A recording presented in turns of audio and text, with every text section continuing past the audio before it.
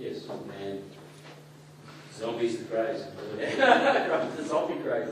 Yeah, well, hi everyone, I'm Peter. This is Nicole. Most of you know us from Battlefield Sports. But we also do run free sites ourselves regularly, so we have a lot of operational experience as well. Mostly outdoors, but we have quite a lot of customers worldwide running indoors, so we've got some experience in that as well, but we're not specialists in suppliers. Our history is largely in the outdoor arena, and that's I think we do that pretty well. Okay, we're going to talk about zombie entertainment today. Who here has watched Walking Dead? Yep. Who here has heard of excuse me, Call of Duty Nazi Zombies?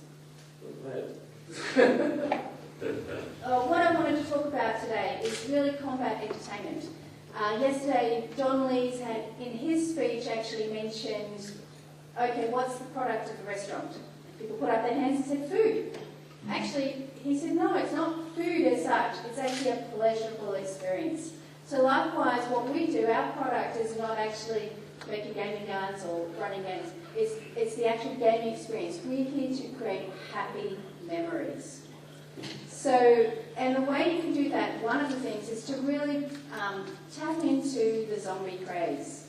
So the way you actually tap into the zombie craze can be done in a number of ways. You can actually have a really soft, family-friendly backyard zombie or just a local inflatable game which is G-rated, and it's a great special event for Halloween. For example, as well as selling the gaming guns, we actually rent them. So if you wanted to run a special event for one weekend of the year, then you can actually just rent them, run the game, and go send them back next week. Or in fact, you might have a small arsenal. You might have like 20 gaming guns in your arsenal as sort of core units, and you might get a booking for a school group, and they go, oh, we want to do all grade 12s as break up. And we're going to have 8 people. So you can just rent the extra gaming guns. You can also have fun at your own home. So yeah, about how to run. Yeah, okay, so it's in your slides. Yeah, just talk to that. Okay, so basically if you're running, there's lots of ways to run zombie games, right? And part of it is the culture suspension is about what rating you're going for. I mean, you can go for the Patient Zero, which was actually an 18+ product, right? That was definitely full-on horror, like a movie. The guys behind it, they're from a theatrical background, and we're going to go a bit more into the details of that if you want to how that be done. The other option, if you're going for something like we did on Great South East, which we showed, is you can run a zombie game, which adds some interesting elements. One of the things that zombie games add is you can have things like they get to the armory and they get some sort of upgrade, they get to the police station, then they can get their upgrades to their body armour, they get to an ammunition dump and they get some more ammo, and they get to all these different points, which people really like. There's some reason to get there and then try and escape. The classic theme of a zombie type scenario is essentially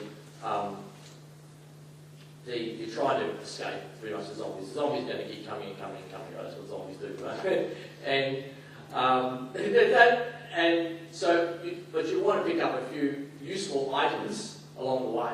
It's like a bit of a treasure hunt, right? So it's a treasure hunt, trying to survive. And you can run that on a pretty simple basis. What we've done, the medical research facility, that's actually been there. That is actually where the zombies are presumed to come from. It's usually an outbreak, right? It's a disease outbreak. People have been infected. So that's going to be the heart of the zombies. So typically, if we're running it, a simple zombie game, we're marking these locations. We run 3 games, which is about 10 minutes long, and the objective is to be at the exit point alive at the end as a survivor. About a third of the players start the game as zombies. So we run it 3 times, so everyone gets a chance to be a zombie and 2 chances to be a survivor. Here's the trick about zombie games though.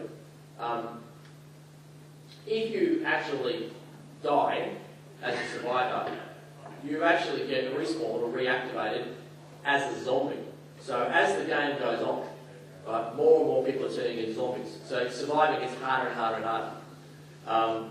There's a couple of ways to do that. You can either respawn, go to a back for the medical research facility and they get respawned there, become a zombie, or you can set it up so that maybe they just they don't know that their friends are dead, they just are infected, and when the infection goes, they automatically turn into a zombie, which is actually really hard and scary. They don't know who to trust, right? So that's you get a paranoid. Who's really bad to turn into a zombie? So that's really fun. But you keep it lighthearted and fun. That's family groups. They get a little bit of dress up, but it's not full horror. I wouldn't go like that. That's pretty much what we run. Next one. So the next step up from that is, and actually this year when we're going to run zombies, we're going to change what I just described slightly.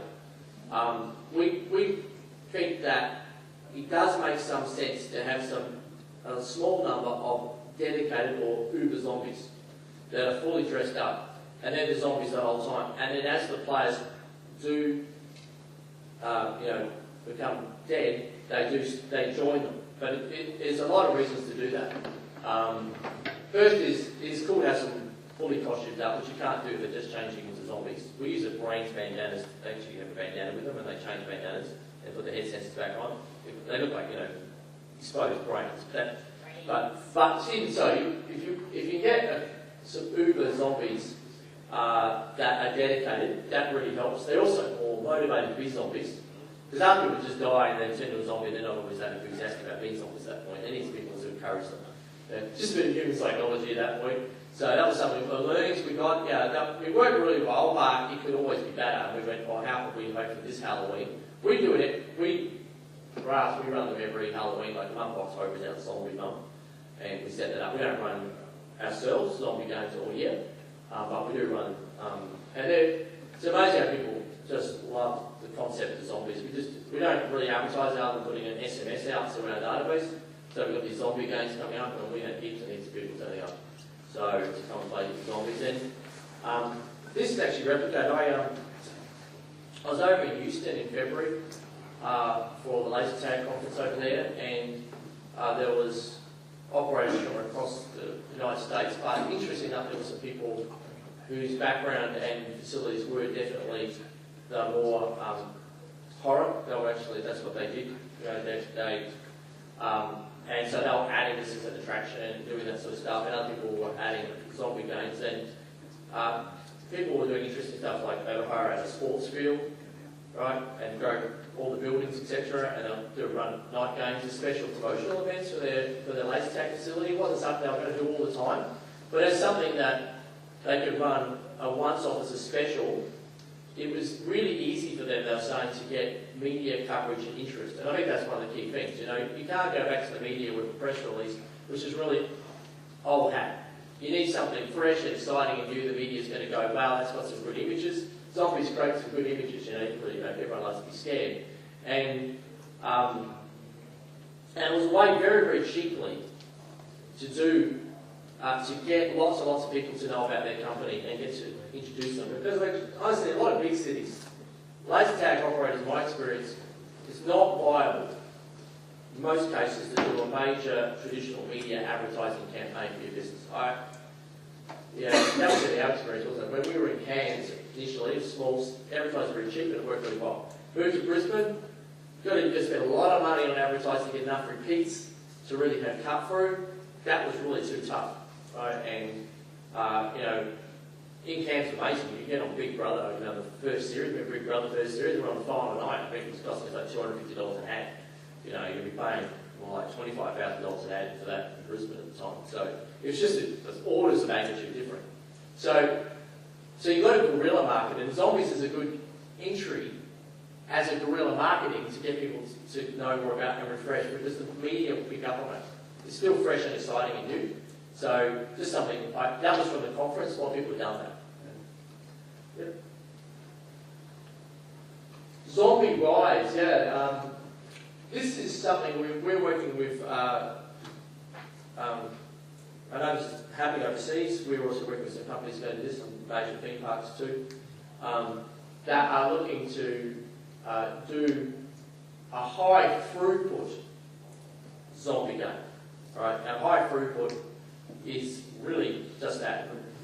I just wanted to say hats off to Lyndon V. Harris, because he's also another Australian who has done some great scare park rides in the past. And in fact, this is sort of like what Sam was saying about bowling alleys and laser tag joining forces. It's also like theme parks are also looking for new ideas and some exciting, thrilling things to attract the punters in. Now, look, just on that first point, the main thing with the high throughput is that it's a very, very, very simple gameplay, but very high on theatrics. So it's viewed as a theatrical production, right, as you expect from a theme park. Right? They will spend time training the actors. They will make sure the actors have all the right costuming, the blood, they're running the whole thing. They'll also make sure that the themes are first class, like a movie set, completely unlike what we did, which was done on the cheap, right? This is high end. But to make it work for them, they need huge throughput. Like they want hundreds and hundreds of people per hour to go through, right? Hundreds an hour, right? So to go through an experience, a little bit like a ride. And so for that, you need to keep it really simple. The general flow is rooms or sections where they move into a section, possibly when it comes to like pistol. They don't carry any sensors or anything. And the idea is to try and, there are variations. Some of those people have the zombies shoot back, but generally that's not the case.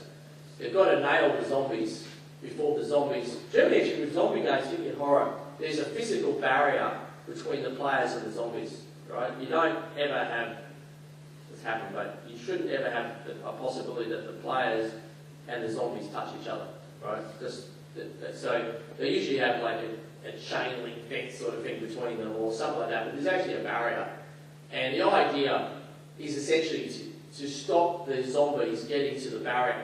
If the zombies can successfully get to the barrier, they've got you, right? They've overrun the group. So the groups go through together, like maybe 12 at a time, and you've got to stop them getting to the barrier. If they hit them, the zombies get to the barrier, then you fail that stage. Of course, what you do is make sure that the first room or section is really easy, right? Every group should pass the first section. And the next section should be a little harder, but they've got experience now, they should get through that as well. And you might have like 4 sections. The 4th section's okay for that to be really hard and for them to fail sometimes on that, because they come around and try again. It's a challenge. Can they get through, 4 sections? And they've got, about 6 to 8 minutes to do that. They move, they've got a time, they've got to clear this room, all the zombies, move the next one, clear the room for the zombies. Really simple. The zombies have head sensors, because in a zombie thing, the only way you can kill a zombie is shoot in the head, right? That's classic, EDL. So it's just sensors there, they don't have a gun. The zombies aren't armed, obviously. Something like that. And yes, you might have a box with sensors or something anyway. It's actually really simple. It's actually really simple in terms of technology. It's actually dumbed it down a lot rather than make it in a sense, because all you're really doing, and they have multiple sets of kit. So they might even have 3 sets of kit. So they might have one set of equipment for the current group, then they have another set getting set up ready next game, and the third set actually in the player's hands for their briefing, ready to go in. So that's how they get this throughput. Right? So they'll and have spares. So if they're running 12 at a time, they will have 36 packs and maybe some spares. Right? Multiplayer, it's a little bit MAA, that's what they're looking for though. Some of it depends on the theme park, but they're trying to attract a lot they're trying to tap into zombies, and obviously zombies is, like they're doing, is not G-rated. So, fully immersive, that's pretty important actually, is in fact, it is a theatrical experience, so they put a lot of subversive, they don't give us very much money because what we provide is actually pretty simple. They have to spend a lot of money and time creating the whole environment, right? It's as they do for a theme park. You want to talk about that? Interestingly, Patient Zero was put out for crowdsource funding and they got $243,000 from people who were interested in the concept. Around about 700 people put their money in. So that is actually the highest crowdsourcing funding project in Australia to date. I was just going to add a little bit more on the doing a theatrical thing. Like a Patient Zero, that tends to be structured as a season, right, as a play. It's not something they're planning to do forever. So like a laser tag facility is generally set up to go for many, many years. They see that as a season, it's an experience that you do, and then it's closes, so it opens and closes, much like a season on Broadway, right? And it runs until there's no more demand, and then they play and close it. So it's not something you do forever. I would say there's some challenges with that approach. I think one of the key things, if you're going to do that approach, which is in-depth theatrical, you definitely want to have some pretty strong both theatrical / movie experience and also some pretty good live role-playing experience. It did run into some challenges from what we can figure out. One of the things they found is as you do something more and more sophisticated, funny enough, more and more chance things can go wrong. That's one of the problems with being sophisticated, right? And it's very difficult to stay on time. Right? Because players, if you give them a simple ride and they've got 8 minutes to get through or 6 minutes to get through, like we're talking about, well, that runs no problem.